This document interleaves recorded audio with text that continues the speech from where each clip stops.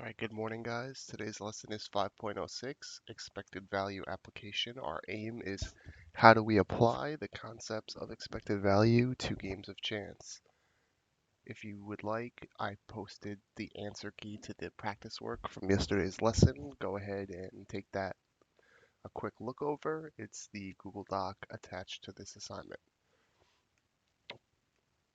Okay, so you're due now today.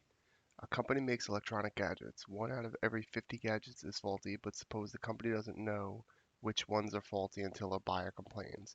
Suppose the company makes a $3 profit on the sale of any working gadget, but suffers a loss of $80 for every faulty gadget. First thing, I want you to complete a probability distribution. I want you to find the expected value. And then last, I want you to interpret the expected value. What does it mean in the scenario of this problem? Okay, so take a few minutes to do that, and then when you're done, come back to these slides. All right, welcome back. So let's review. So the company has two potential outcomes. The first is a working gadget. Second is a faulty gadget. Now, notice I put in parentheses the outcomes, the value of those outcomes. So if it's working, a company will get a $3 profit plus 3. If their product or their gadget is faulty, they're going to have to pay $80 to repair it. So the minus 80. Well, let's look at the probabilities, right?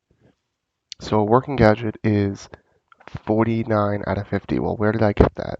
If one out of every 50 gadgets is faulty, that must mean that 49 out of 50 are working. Next, find the expected value. So, notice I took the outcomes, the plus 3 for profit times 49 out of 50, the loss of $80 for repairs, 1 out of every 50. What do I wind up with? I wind up with a positive 1.34. But remember, we're talking money here. So what does that mean if it's positive? Well, since it's positive, what that means is this company is making money on average. So for every gadget that they sell, they can expect to make an average of $1.34. That's accounting for the fact that 1 out of every 50 is going to cost them $80. So yes, $3 for the 49, but when you subtract the 80 from that 1, you diminish the amount of profit that you're going to get for each unit. So now, in case you guys haven't seen or realized, expected value could be used very frequently. Regression and feasibility analysis. These are things where you determine if it's also known as a cost benefit analysis, like if you're determining whether or not you should invest in a product or play a game or something of the like. Today's lesson is going to focus more on the second one, which is games.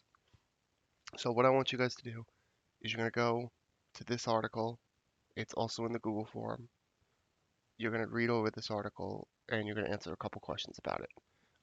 This article is really meant for you to begin to understand what what a deck of cards looks like, what we call a standard deck of cards, because I know a lot of you are not familiar with that. So take a few minutes, do that, and then come back here.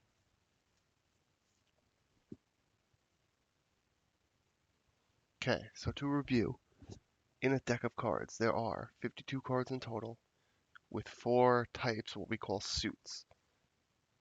Each suit has numbers 1 to 10, along with a king, a queen, a jack, and an ace.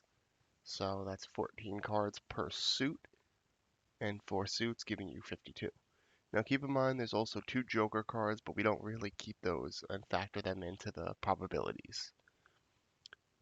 So, since there are 4 aces in the deck, 1 of each suit, your probability would be 4 out of 52. You may want to reduce that into like 1/14th, but as long as it's equivalent to 4 over 52, you're good. Last, what is the probability of picking a non-numbered card in the deck? So non-numbered cards could be an ace, king, queen, or jack.